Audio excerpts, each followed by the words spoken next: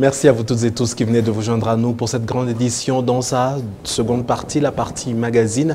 Et si nous parlions ce soir de littérature, littérature des Caraïbes, littérature d'Afrique, avec l'ITAFCAR, donc qui parle de littérature d'Afrique et des Caraïbes. Et pour en parler ce soir, deux invités, pas n'importe lesquels. À ma gauche, Madame Elisabeth Pierre-Louis, qui nous vient d'Haïti. C'est la première fois, par ailleurs, que vous arrivez en Afrique. Ah oui, absolument.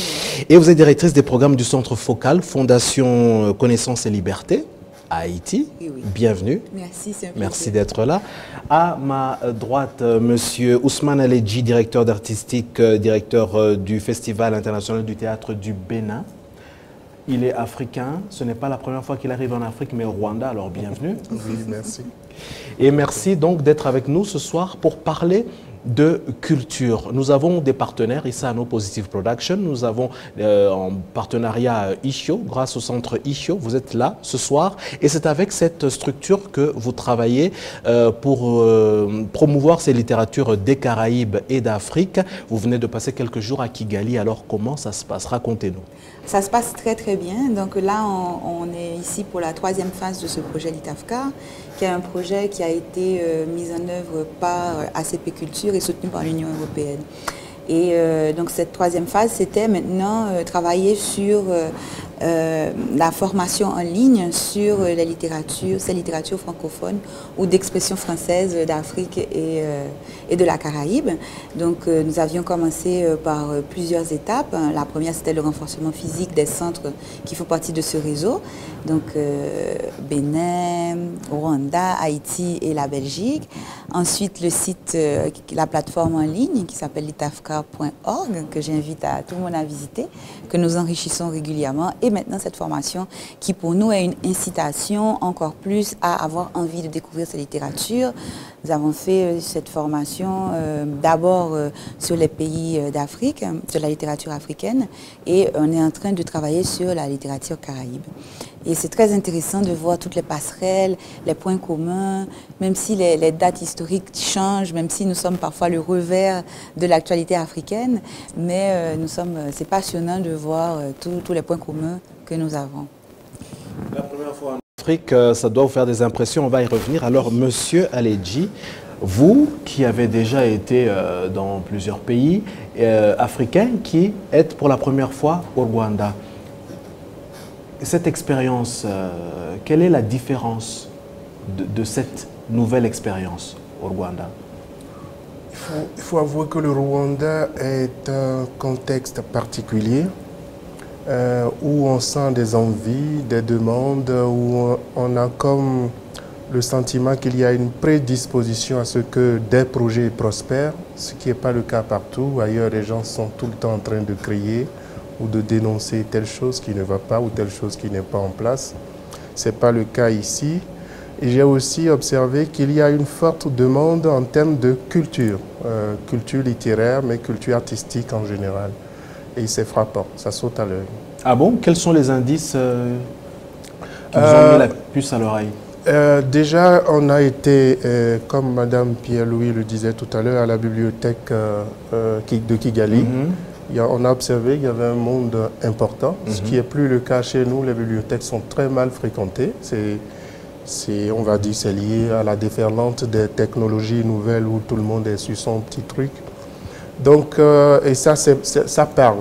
Après, dans les échanges, les gens sont un peu impressionnés par le fait qu'un tel projet puisse naître et puisse prospérer et amener des porteurs de projets ou des acteurs importants vers cette destination.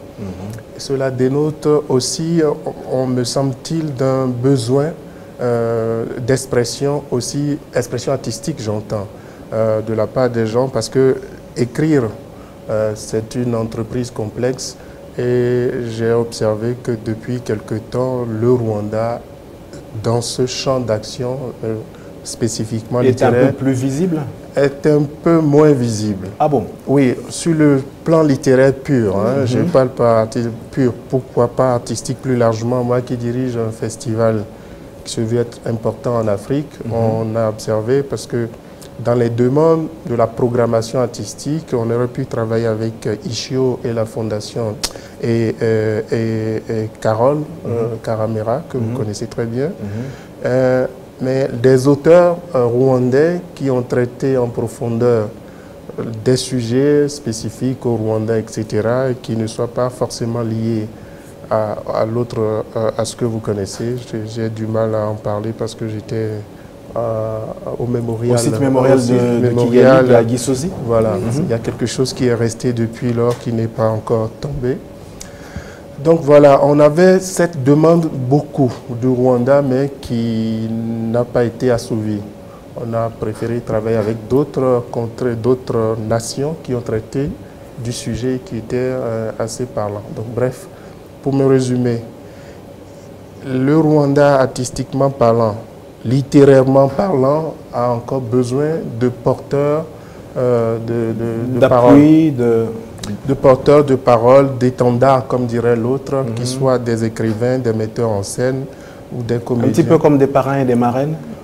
D'acteurs majeurs, oui, mais parrains et marraines, je ne crois pas, parce que l'expression artistique est très jalouse de sa liberté. On est créateur à partir du moment où on rentre dans les murs. Si tu ne romps rien, tu ne crées rien. Donc, ça je retiens. Si tu ne romps rien, tu ne crées rien. C'est bien dit. Merci.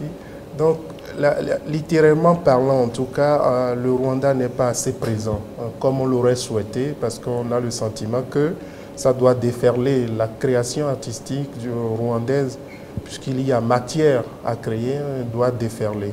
Ce n'est pas encore le cas, ni au niveau littéraire, puisque je suis là-dedans depuis bientôt 30 ans, ni au niveau théâtral, ni dans la danse contemporaine.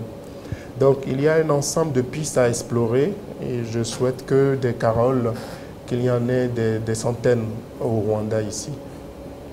Très bien, mais dites-moi, Madame Pierre-Louis, cette première expérience africaine au Rwanda, qu'est-ce qu'elle vous inspire?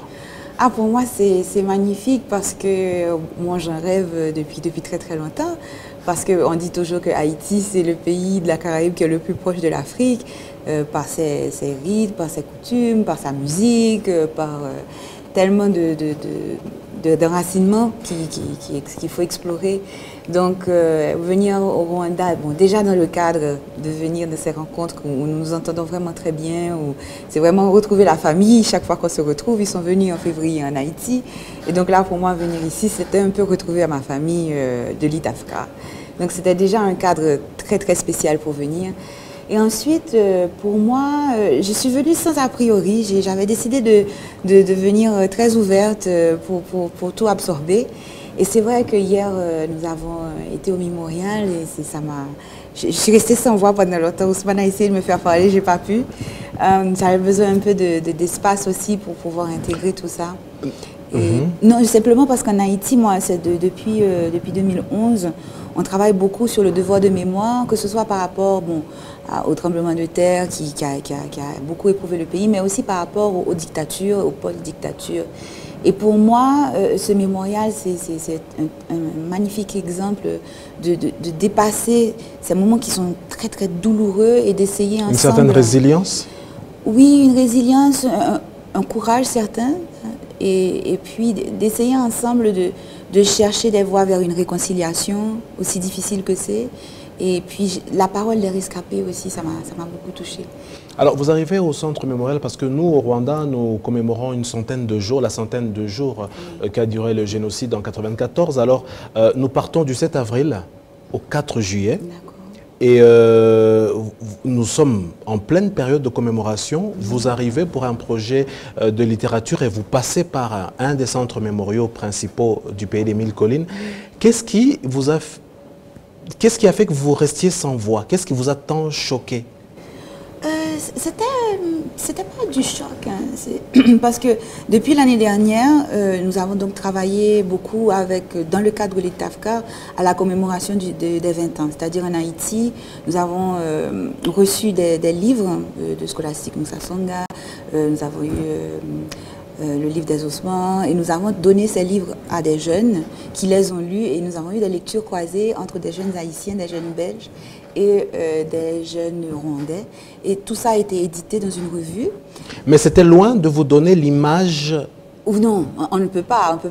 Même il faut arriver au pays pour vous rendre compte. Quand on a beau lire, on a beau voir des documentaires, des pièces de théâtre, on avait eu notre Rwanda, notre 14, mais c'est pas assez proche de la réalité. Ouais. C'est pas la même chose. Et puis, comme je vous dis, moi je suis très habitée par ce devoir de mémoire par rapport à mes réalités haïtiennes.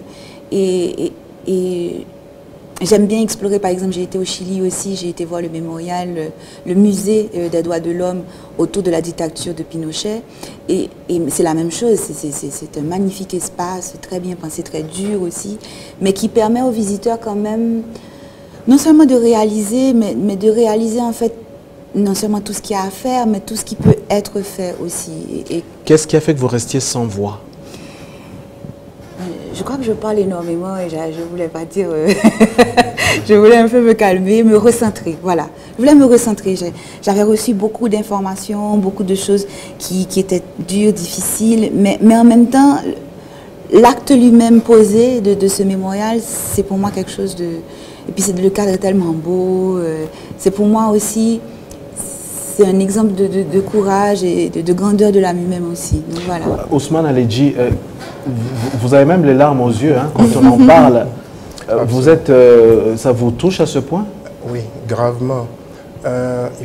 J'ai la chair pour rien qu'à voir, malgré toutes les lectures que j'ai pu faire. Je pense qu'il y a des choses sur lesquelles on n'arrive pas à mettre les mots. Et hier, ça a été une belle illustration. Hier, quand elle est sortie, je lui ai dit, mais qu'est-ce que tu en as pensé? Juste un mot et puis après elle est partie loin. Donc j'ai compris que je n'étais pas seul à me retrouver dans ce cas-là. Mais le mérite d'avoir un espace comme celui-là, c'est que cela continue de susciter en nous des questionnements. Des questionnements tout le temps. Parce que je pense que c'est arrivé, parce que le monde ne s'est pas posé assez de questions sur son fonctionnement. Y a-t-il une étape précise dans votre voyage à travers ce labyrinthe qu'est le mémorial, une étape qui vous a le plus touché? Oui, deux, si je peux me permettre. Allez-y. Il y a eu l'étape où le patron des forces de sécurité de l'ONU demandait 5000 hommes pour arrêter... Monsieur Roméo Dallaire. Voilà, c'est ça. Et il dit que, voilà, j'ai vu ça, il a attendu, ce n'est pas arrivé, etc. Après, il y a eu l'autre étape où j'ai vu exposer des crânes et des... Là, là c'est grave, c'est resté. Il y a des choses qui se sont entassées, je n'arrivais plus à me déplacer. Mais bon, voilà, je pense que ce lieu est non seulement important et précieux pour le Rwanda, mais pour toute l'Afrique, parce que c'est innommable. Est-ce que ce qui est frappant et qui pourrait peut-être inspirer vos écritures les uns les autres, n'est-ce pas le fait qu'il y ait une hécatombe d'une telle ampleur, et que cela ne serve pas à d'autres pays, africains en l'occurrence, qui semblent n'avoir pas pris... L'Afrique, pas seulement... N'avoir pas appris la leçon. Ils n'ont pas mesuré l'ampleur du drame. Jusqu'aujourd'hui, j'ai le sentiment qu'on fait preuve de pudeur qui peut s'expliquer, parce que par peur de heurter des sensibilités ou d'être violent, parce que c'est au-delà de tout. Mais pas seulement l'Afrique, c'est pas seulement un lieu d'enseignement pour l'Afrique, mais j'allais dire pour la communauté humaine entière. Parce que l'autre partie, et ça, je parlais des questions, c'est que les gens étaient informés. Ils étaient informés, ça avait été planifié, préparé, et voilà. Donc c'est le monde entier qui doit se sentir coupable de ça, et donc de ce point de vue redevable au Rwanda principalement par rapport à ce drame-là. Alors dites-nous, au regard de l'histoire et de ce qui se passe, est-ce que ce serait un leurre, ce serait une utopie que de penser que les arts et la littérature de manière particulière peuvent prévenir de telles catastrophes ou gérer des conflits? Je vais faire court. L'écriture a vocation d'être un lieu de résistance. C'est-à-dire à travers l'art et la culture en général, on peut conserver la mémoire. Ce qui est écrit est écrit. C'est-à-dire que non seulement les lecteurs vont avoir l'information, la connaissance et le savoir, mais ça reste pour la postérité. Et à travers l'écriture, d'autres peuples sont informés de ce qui s'est passé ailleurs. Et comme le monde est d'aujourd'hui un village, dit-on, je pense qu'on éduque le monde rien qu'à travers l'écriture. Je ne parlerai pas des autres arts, on manquera de temps pour ça. Mais est-ce que les gens lisent? Les gens, moi je suis pas pessimiste. Moi je pense que de toute manière on va de plus en plus aller vers la lecture, ne serait-ce que par la modernité elle-même, puisque pour le moment tout passe par la lecture et l'écriture. Mais moi je vois de plus en plus, et ce projet l'ITAFCA justement en est la preuve, que si on met ensemble des structures qui sont innovantes, qui touchent un public, qu'on teste avec un public, où on échange énormément, on attire à ce moment-là. C'est pas juste dire, tiens le livre, voici, lis-le, c'est on va lire aussi avec toi, on va discuter de ce livre avec toi, tu vas nous dire ce que tu en penses. Et je pense que c'est ça, c'est cette mise ensemble d'expériences, de bonnes pratiques qui fait que oui, on va arriver à des gens qui lisent. Elisabeth Pierre-Louis, un grand... Un dernier mot là-dessus, oui. Elle se mérite la culture, le savoir se mérite. Qui ne lit pas ne mérite pas de lire. C'est pas n'importe quoi. C'est pas comme du pain qu'on va chercher. Vous n'avez pas le niveau qu'il faut pour aller vers un livre, vous n'irez pas. On pourrait même vous le donner en cadeau, vous le rangerez.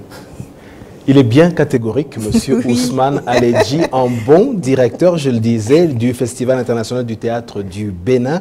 Voilà, directeur d'artistique Bénin. Monsieur Ousmane Aledji, vraiment merci de nous avoir fait l'amitié d'accepter notre invitation. Merci.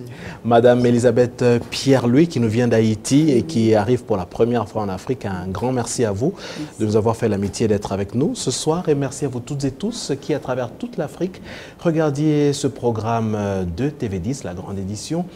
Merci à vous toutes et tous et à cette équipe dirigée par Jérôme Mugabo et Eric Otougé. Très bonne soirée à toutes et à tous et à dimanche prochain.